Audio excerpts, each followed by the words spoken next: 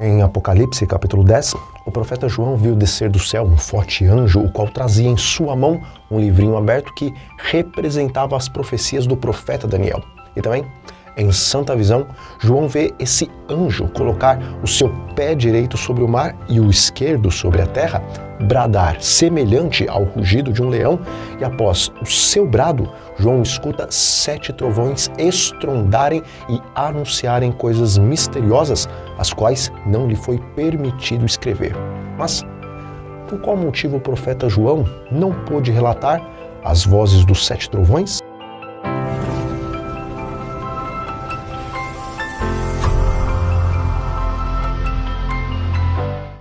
Olá, meus amigos e meus irmãos do canal O Retorno da Glória, paz e graça da parte do Senhor Jesus Cristo a todos vocês e também que o Espírito Santo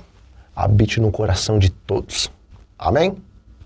E está escrito: vi outro anjo forte descendo do céu envolto em nuvem, com o arco-íris por cima da sua cabeça. O rosto era como o sol e as pernas como colunas de fogo. E tinha na mão um livrinho aberto. Pôs o pé direito sobre o mar e o esquerdo sobre a terra e bradou em grande voz, como ruge um leão, e, quando bradou, desferiram os 7 trovões as suas próprias vozes.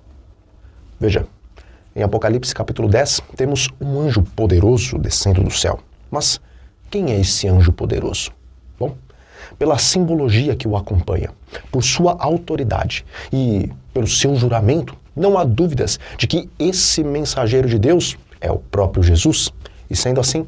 a mensagem do capítulo 10 de Apocalipse não é apenas uma mensagem vinda do céu, mas ela é uma mensagem dada pelo próprio Senhor do céu. E, como vimos, Jesus, simbolizado por esse poderoso anjo, ele tem em sua mão um livrinho aberto, o qual representa a explanação das profecias do profeta Daniel, dando ênfase principalmente na profecia das 2.300 tardes e manhãs e o início do julgamento. Agora, embora sabemos que a mensagem de Apocalipse, capítulo 10, nos remete de uma forma especial ao final das 2.300 tardes e manhãs e o início do julgamento, mesmo assim,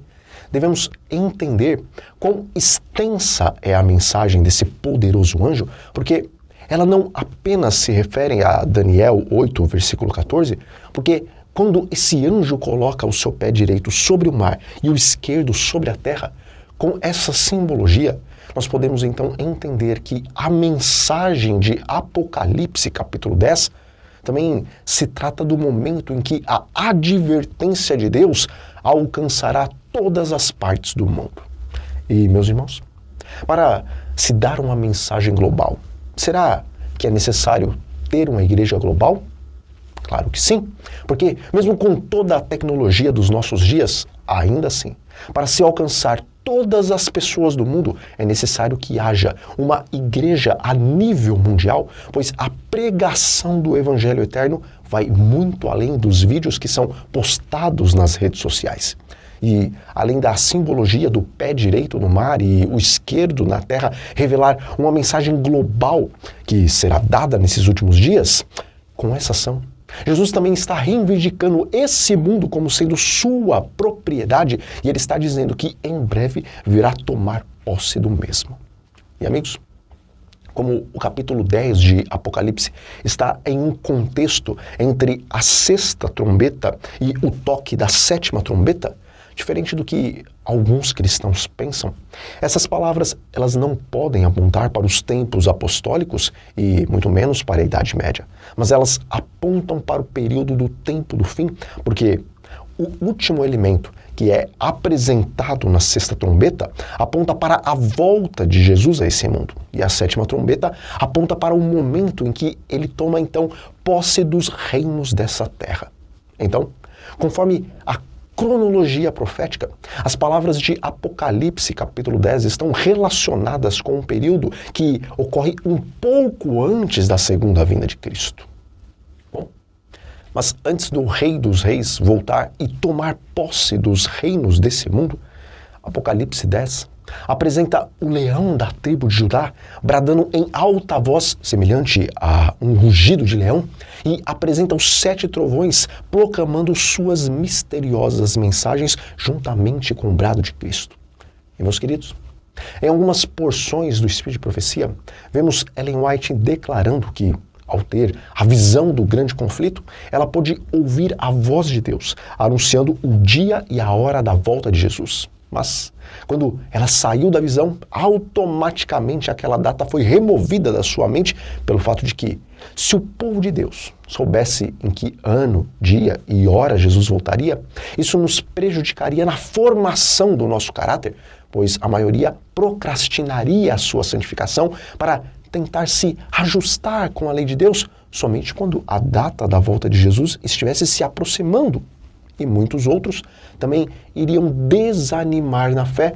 porque eles compreenderiam que Jesus não voltaria no tempo deles. E de maneira semelhante, o profeta João, ele pôde compreender perfeitamente o que os 7 trovões falaram, contudo, foi ordenado que ele selasse as palavras e não escrevesse as coisas que ele ouviu, porque os 7 trovões falam sobre experiências as quais o povo de Deus teria que experimentar. E caso eles compreendessem o que aconteceria, alguns não iriam desenvolver o seu caráter conforme o caráter de Cristo e outros iriam desanimar da fé. E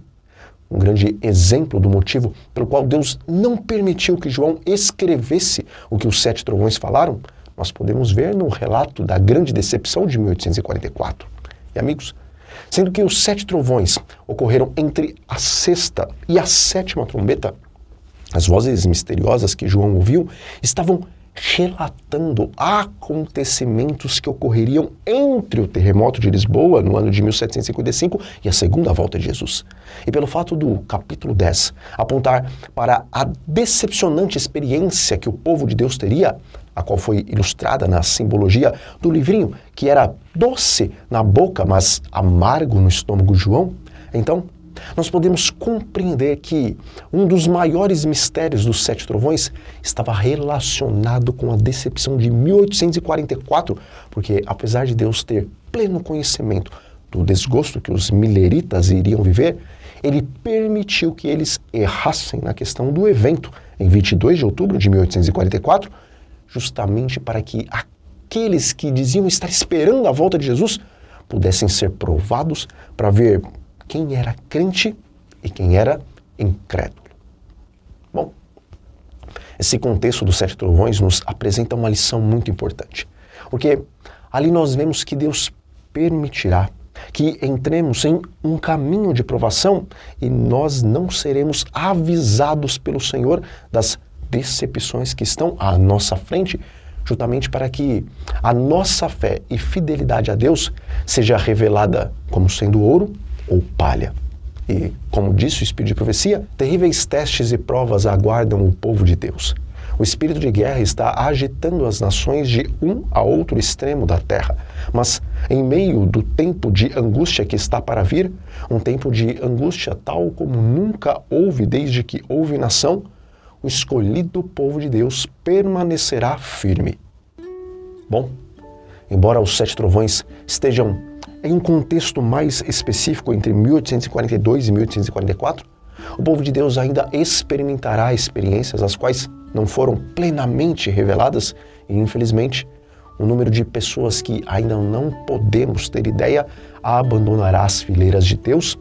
assim como a grande maioria dos mileritas desdenharam da mensagem que antes eles tinham crido. Contudo, assim como apenas algumas pessoas permaneceram fiéis depois da grande decepção de 1844, Deus terá um remanescente que suportará as provas e as decepções, mas que não deixará os caminhos de Deus. Bom, meus queridos, nós vamos ficando por aqui. Que o Espírito Santo complete essa pequena mensagem em seus corações e que, mesmo passando por decepções,